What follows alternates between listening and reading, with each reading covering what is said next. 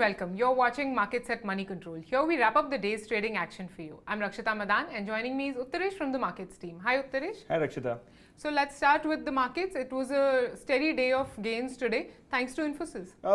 As anticipated, good start to the week actually, Rakshita. So as anticipated, Infosys was one of the top drivers for the markets today. The stock gained about 4% intraday and ended about 3.5% higher. Largely, this was also because of Mr. Nilekani taking over the reins there. And of course, through the course of the day, we also saw some names being thrown as the likely contenders to succeed Mr. Sikka. So names such as Ashok Vemuri, BG Srinivas, and of course, on the domestic or the internal front, Mr. Praveen Rao. These are seen as likely names to succeed Mr. Sikka there.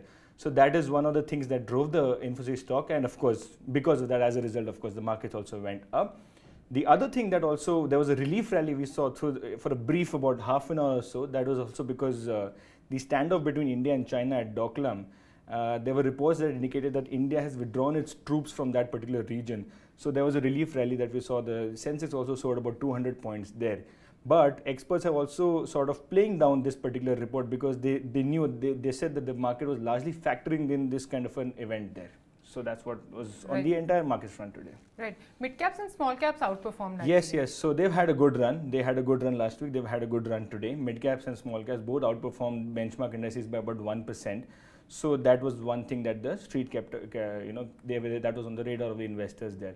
Additionally, as far as sectors are concerned, pharmaceuticals, auto, IT, metal, infra, and NBFCs, all of these were top gainers. And of course, PSU banks were one of the ones who took a hit today.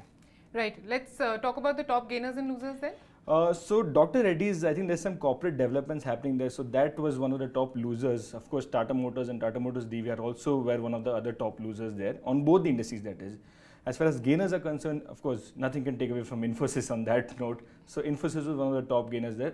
Apart from that, OMC stocks such as IOC, that gained on the Nifty as well. So these were the wrap up on top gainers and losers. Right. And what were the other stocks that were in news? So DLF, very interestingly, we anticipated the stock to soar today because the audit committee approved the stake sale purchase of the promoters, and the company was supposed to get around 12,000 crore because of that. But what analysts are telling us is that there's going to be a delay in getting these proceeds, and that is something that investors couldn't digest. So the stock ended about 3% lower. Additionally, Nestle, if you saw, that stock gained a lot today. There were some strong movements there because there was, over the weekend, there was an investor call that was organized, and analysts are very upbeat about the stock going forward. And lastly, Adani Enterprises, Mr. Gautam Adani gave an interview to a local paper where he said that the Carmichael coal project in Australia, that's going to commence operations in October, and the first results would be out in 2020. So because of that, the stock was higher today. Right. Before we go, let's take a look at the global markets as well. Yeah, so global markets are largely trading mixed and on the lower side actually. So European markets, as we speak, were trading lower because of a boost or a rally in the euro as well. That is, of course, following ECB chief Mario Draghi's comments. And of course, they're also monitoring the oil movements, which are also pressured because of the whole Hurricane Harvey. Asian markets, as we mentioned in the morning bulletin, they began on a mixed note, but after the Europe also has been trading lower, that has put pressure on Asia as well. So as we speak, Asia has also closed lower. All right, Uttarish, thanks for joining me. Thank you. With that, it's a wrap on this edition of Markets at Money Control. For more news, views and updates, stay logged on to moneycontrol.com.